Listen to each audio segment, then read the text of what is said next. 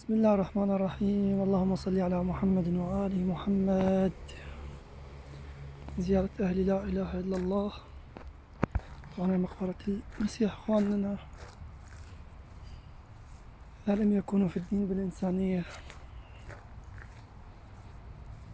زيارة أحد الأصدقاء، شوف شلون يتعاملون مع الميت بطريقة صحية وصحيحة.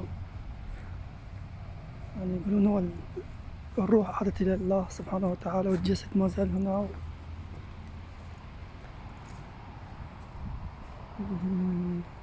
ناخذ ماء.